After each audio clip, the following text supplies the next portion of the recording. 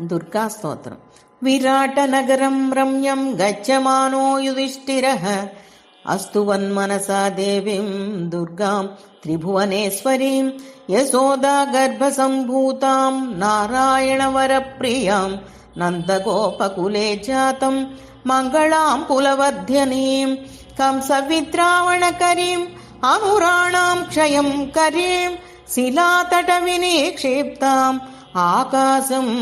प्रतिगामिनीं वासुदेवस्य भगिनीं दिव्यमाल्यविभूषितां दिव्याम्बरधरां देवीं खड्गकेटकधारिणीं भारावतरणे पुण्ये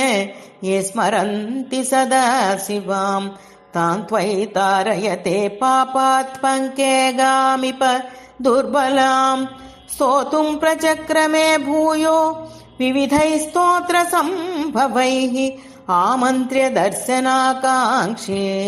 राजा देवीं सहानुजः नमोऽस्तु वरदे कृष्णे कुमारि ब्रह्मचारिणे बालार्कसदृशाकारे पूर्णचन्द्रनिभानने चतुर्भुजे चतुर्वक्त्रि पीनश्रोणिपयोधरे मयूरपिञ्चवलये केयूराङ्गदधारिणी भासि देवि यथा पद्मा नारायणपरिग्रहः स्वरूपं ब्रह्मचर्यं च विशदं तव केचरी कृष्णच्छ विषमा कृष्ण सङ्कर्षणसमानना बिभ्रति विपुलौ बाहु शक्रध्वज समुच्छ्रयौ पात्री च पङ्कजी घण्टी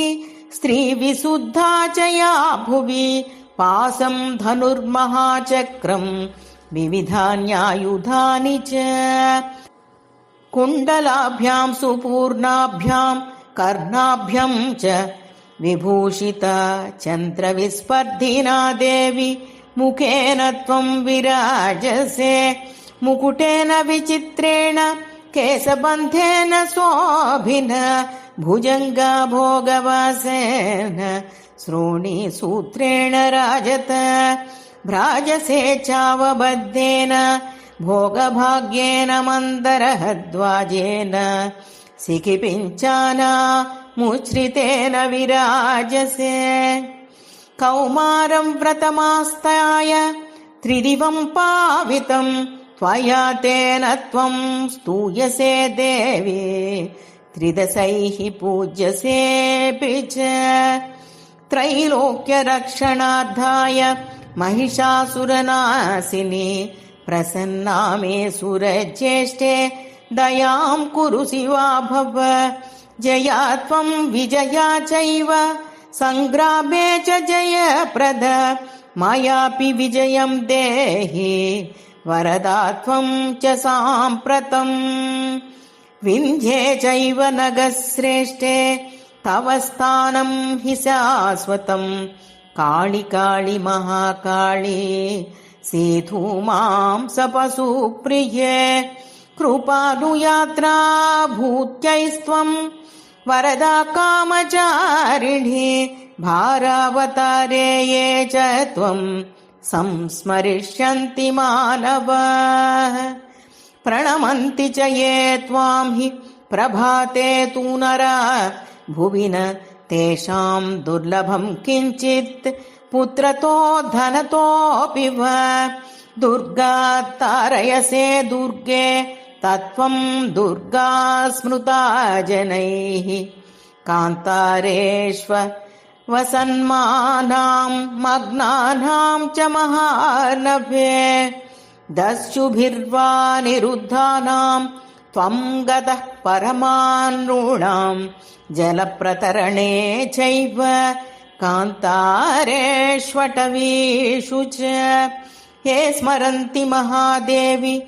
न च सीदन्ति ते नराः त्वं कीर्तिः श्रीर्धृतिः सिद्धिः ह्रीर्विद्वा सन्ततिर्मतिः सञ्चारात्रिः प्रभानिद्रा ज्योत्स्नाकान्तिः क्षमादया नृणां च बन्धनं मोहं पुत्रनाशं धनं क्षयं व्याधिं मृत्युभयं चैव पूजिता नाशयिष्यसि सोऽहं राज्यात् परिभ्रष्टः शरणं त्वां प्रसन्नवान् प्रणतस्य यथा मूर्ध्ना तव देवि सुरेश्वरि त्राहि मां पद्मपत्राक्षि सच्चे सज्जा भव स्वनः शरणं भव मे दुर्गे शरण्ये भक्तवत्सले एवं स्तुता हि सा देवी दर्शयामास पाण्डवम् उपगम्य तु राजानमिदं वचनमब्रवीत् शृणु राजन्महाबाहो मदीयं वचनं प्रभो भविष्यत्यचिरादेव सङ्ग्रामे विजयस्तव मम प्रसादान्निर्जित्य हत्वा कौरववाहिनीं राज्यनिष्कण्टकं कृत्य भोक्ष्यसे मेदिनीं पुनः भ्रातुभिः सहितो राजन् प्रीतिं प्राप्स्यसि पुष्कलां मत्प्रसादाच्छते सौख्य आरोग्यं च भविष्यति ये च संकीर्तयिष्यन्ति लोके विगतकल्मषाः तेषां तुष्टा प्रदास्यामि राज्यमायुर्वपुःसुतं प्रवासे नगरे चापि सङ्ग्रामे शत्रुसङ्कटे आटव्यां दुर्गकान्तरे गहने जलधौ गिरौ ये इदं परमस्तोत्रं शृणुयाद्वा पठे तव न तेषां दुर्लभं किञ्चिदस्मिन् लोके भविष्यति इदं परमस्तोत्रं शृणुयाद्वा पठे तव तस्य सर्वाणि कार्याणि सिद्धिं यास्यन्ति पाण्डव मत्प्रसादाच्च वः सर्वान् विराटनगरे स्थितान् न प्रज्ञास्यन्ति कुरवो नारावा तन्निवासिनः इत्युक्ता वरदा देवी युधिष्ठिरमारिन्दमौ रक्षां कृत्वां च पाण्डूनां तत्रैवान्तरधीयत इति दुर्गास्तोत्रं सर्वव्याधिहरम् च वः सर्वान् विराटनगरे स्थितान् न प्रज्ञास्यन्ति कुरवो नरावा तन्निवासिनः इत्युक्ता वरदा देवी युधिष्ठिरमारिन्दमौ रक्षां कृत्यां च पाण्डूनां तत्रैवान्तरधीयत इति दुर्गास्तोत्रं सर्वव्याधिहरम्